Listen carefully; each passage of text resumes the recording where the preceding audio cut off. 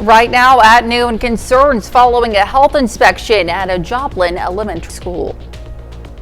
And a beautiful day across the 4 states, a bit on the breezy side and warming up quickly. Look at your forecast coming up. Plus, a federal court awards a historic judgment to the Show Me state against a foreign government. The 4 states' most watched news starts now.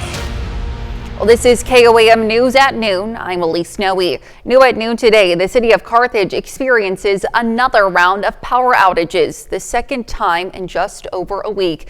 This morning at around 7 a.m., the CWEP notified Carthage residents that they were experiencing a system-wide outage, with most of the city out of power. The cause of the outage was cited to be within the Southwestern Power Administration, or CPA. Now, more than an hour and a half after the initial outage, the CWEP says that all power had been restored by the SPA, and if residents were still without power, they should contact the CWEP. Now, this is the second power outage caused by the SPA in Carthage this month. CWEP experienced another unexpected blackout March 3rd. Well, the Pittsburgh USD 250 School Board made an early decision last night not to extend the school day to make up for missed days. Now, so far, the district has used 6 snow days, which only leaves a half day remaining for potential days off. Last night, the board faced 3 choices. The first, to add 5 minutes to the end of each school day through the end of the year, or to convert the final half day of school on May 23rd to a full day. And the third choice, don't make any changes right now. Currently, right now, the Board of Education tonight chose not to change our current class calendar or schedule because we still have about 1/2 of a day of school that was built into the calendar in case we have, for example, inclement weather. So the district doesn't lose any more snow days. The last day of school will be, as it currently stands, a half day on May 23rd. Well, health inspectors say they found some concerns in the kitchen area of Joplin's Cecil Floyd Elementary School. They cite contamination from mice. Now, in a response, the school district says, in part, quote, "We are working closely with pest control professionals and our custodial team to thoroughly address the problem and increasing preventative measures to ensure this does not happen again." Now, altogether, 7 places in Joplin failed the health inspection. They include a gas station, convenience store, a motel, and some restaurants. The Joplin Health Department has made it easier for the public to get access to those reports, and you'll find a link at KOAMnewsnow.com.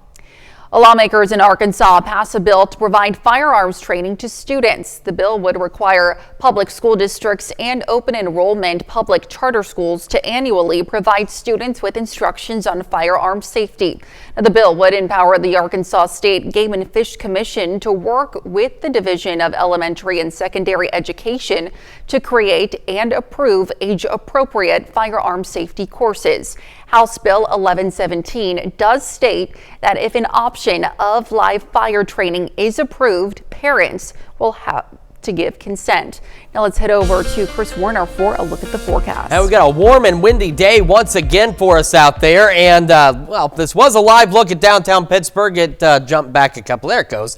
We've got clear skies. It is breezy. It is warm. And because of that, we do now have some red flag warnings for Crawford, Cherokee, Jasper, Newton, Barry, and Lawrence counties out there through this evening. So no burning in those areas. But as we mentioned this morning, really not recommended anywhere as it's breezy and dry across the region. MoDOT camera 32nd in range line looks great as well. Yesterday started at 39, a little above normal, made it to 73, but again with our highs, some of us may be close to records today or potentially could break records today. 72 in Joplin right now, 66 in Pittsburgh, and across the area a little cooler up north. Got some mid 60s. Of course, you get a little further south, we start going into the low mid 70s across the area. Through the rest of this evening, clear skies initially. As we get later, there'll be a few clouds going overnight down to the low 60s by midnight. We'll eventually reach lows into the low 50s. Now, clouds will increase tomorrow. We do have some slight rain chances, and then we've got those thunderstorm chances Friday. We'll have details on all of that for you here in just a few more minutes. Elise? All right, Chris, thanks. With storm season just beginning and damage to homes already happening, some roofing companies are concerned about how the new tariffs could impact their customers. Stephanie Manichi has the latest. I think there will be an impact from the tariffs. Roofing customer Jarrett McMillan is not alone. It's a concern shared across the country, but he says he's not letting this stop him from paying for what he needs. If the cost of my roof is going to increase due to these tariffs, then that is part of the cost of doing business. I personally don't think that these tariffs are just going to drastically increase prices overnight. Owner of McCann's Roofing and Construction, Eric Brown, agrees. We do forecasting, and so we look at that all the time.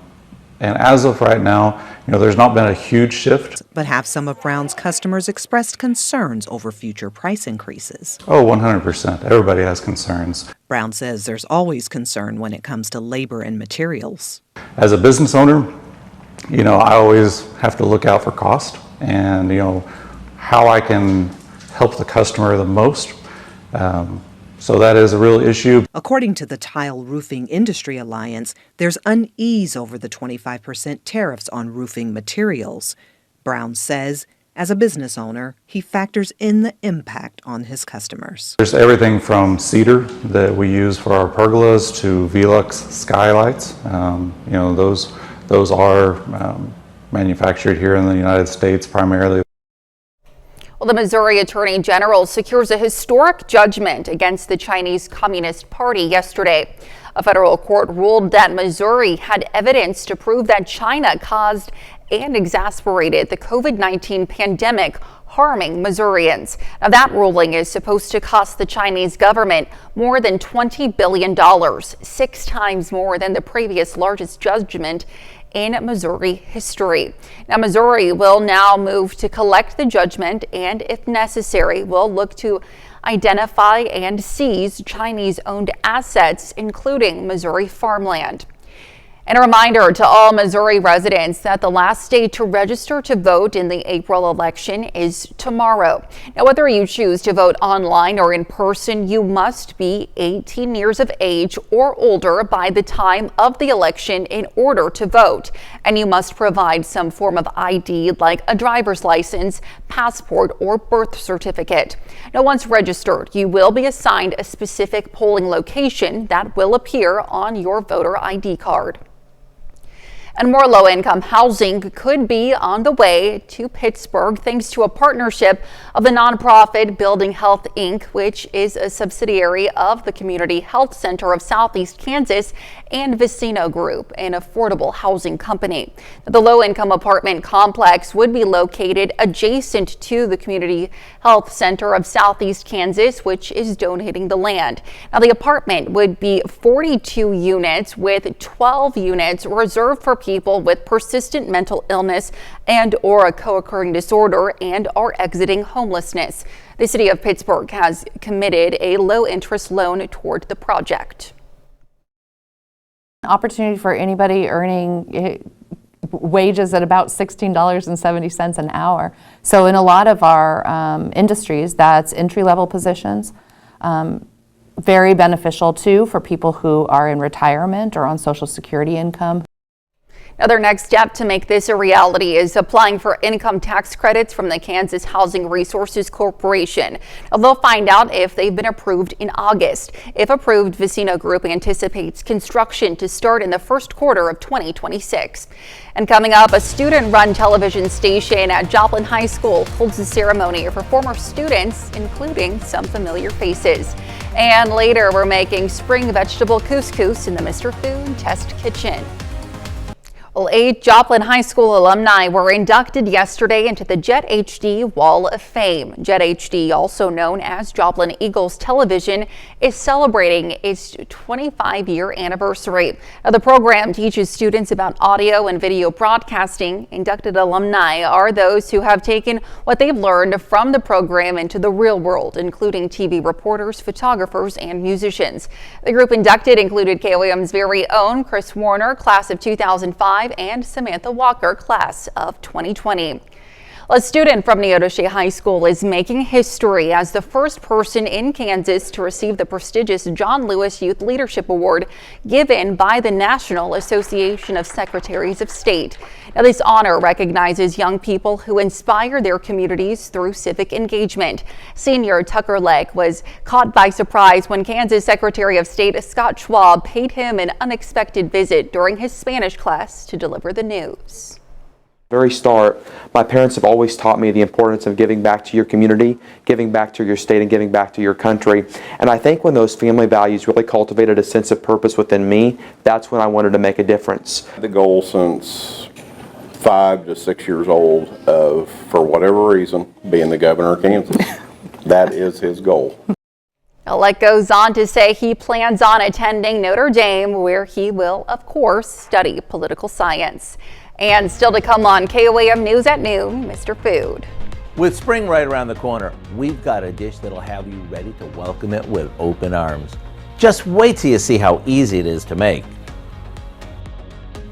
And we're tracking some shower and thunderstorm chances over the next few days. We'll take a look at that and the warm weather when we come back. Welcome back to the KOAM News at Noon. So hopefully you're having an opportunity to enjoy the nice warm weather we've had. And if you haven't yet, don't worry. We've still got more of this on the way as we settle into March and draw ever closer to spring itself. Let's take a quick look downtown Pittsburgh. Skies are clear. It is a bit on the breezy side out there, and it is warming up. Now, with that said, as I mentioned, we have some red flag warnings out there. These will run through 8 o'clock this evening. So again, within the red flag warnings, absolutely no burning. But even outside of that, it's warm, it's breezy, it's dry. No burning recommended at all in our area. Now, on to the future track, some changes from this morning. If you're with us early this morning, as we head into tomorrow is where these changes rise. And I'll tell you, look at those warm temperatures, man. That's something else. It's more like early May, not like early March. Overnight tonight, we'll have a few clouds here and there. South wind still a bit gusty. Ease up just a hair as we head into our Wednesday. Now, as we go into Wednesday afternoon, clouds still expected to increase. But if you take a look, those little rain chances that we saw from that low, now a little further south and east. So again, that's why our chances tomorrow are about 10%, because really this system is looking to keep those rain chances tomorrow away from us. But a light shower or even a rumble of thunder south of I-44 still possible late tomorrow evening, early Thursday morning. Excuse me. Otherwise, we are dry, we are clear, and it won't be until Friday that we start to see better opportunities for rain, and we'll look at that here in a moment. So again, today, about 80. As you saw, some of us upper 70s, others low 80s, but about 80 out there, so well above normal and getting close to record highs. Southwest winds gusting to 30, south breeze gusting to 25 overnight, still mild, a few clouds back into the low to mid 50s, and pushing pretty close to 80 again tomorrow for many of us. South winds gusting to 20, and as mentioned, an isolated shower or two will be possible, primarily south of I-44. So what are we looking at for Friday? Now, Friday we start out bright, clear, and take a look at this. 59 is the expected temperature by 5 o'clock in the morning Friday. So it's going to be warm. We have a very powerful system that's going to be off to our north, low pressure system that's going to work into our area. The questions are the moisture return, kind of like what we discussed the last time we had some thunderstorm chances, was that energy. Where is it going to be? How far west is it going to reach? Because at this point, the expectation, unfortunately for some of our friends out east, is the possibility of a significant severe weather event to our east. But for us, we'll be on the cusp of when it starts by late Friday evening. So will we have enough energy further west to give us an opportunity for some strong to severe storms, or will we just get the initiation? We'll get a few thunderstorms, but then they really ramp up to our east. That's what we're still watching closely, and that's what the model data still seems to suggest, because here we are Friday at 9, and that's when this stuff really starts to pick up as it's beginning to leave our area and ramp up off to our east. And that's what this still shows. Now, again, this will not update until tomorrow, but yesterday, if you weren't with us this morning, this line was over to here. It's been moved east. It's the possible zone. And then we have the probable zone, the higher risk for severe weather as we head into tomorrow. Now, tomorrow, though, we will get that one that breaks down the marginal, the enhanced, the elevated risks, and that might back up maybe a low risk for some of us out there. So we'll have to take a look at tomorrow's outlook very closely, and that'll be updated tomorrow morning. And, of course, we'll have the latest on that for you. Otherwise, between here and there, very warm. Low 70s on Friday. Those thunderstorm chances out there. Temperatures come back down to about normal this weekend, so it'll feel cold, and then we'll warm up again next week. All right, Chris, thanks. Well, stick around. We're making spring vegetable couscous in the Mr. Food Test Kitchen. We'll be right back. Today, Howard's making spring vegetable couscous in the Mr. Food Test Kitchen. Do you realize that spring officially starts next week? That means it's time to put away those warm-you-up recipes and start thinking of dishes that are lighter and brighter. To get you going, we're sharing the perfect springtime side dish. To give this its springy feel, we begin by sauteing some diced zucchini, carrots, peppers, and onions in some butter in a skillet. Once they start getting tender, we add a package of frozen peas, or as some folks call them, spring peas, along with a couple of cups of water and a little salt and pepper. After it boils, we remove it from the heat and add in couscous. If you're not familiar with couscous, it's a type of tiny pasta that's light and fluffy, which makes it perfect for this time of year. Okay, now we'll cover this and let it sit for 5 minutes. Then we'll fluff it with a fork before serving it. There you have it, a new way to brighten up your table after a long winter. It's packed with veggies. It's super tasty, and the best part, it's done in one pan. To get the recipe for our spring vegetable couscous, all you have to do is go online. I'm Howard in the Mr. Food Test Kitchen, where today we found a simple springtime way for you to say, ooh, it's so good. You can find this recipe along with a lot more good food from the Mr. Food Test Kitchen online. Just go to our website. That's KOAMnewsnow.com. Now here's a look at the 4-state market prices.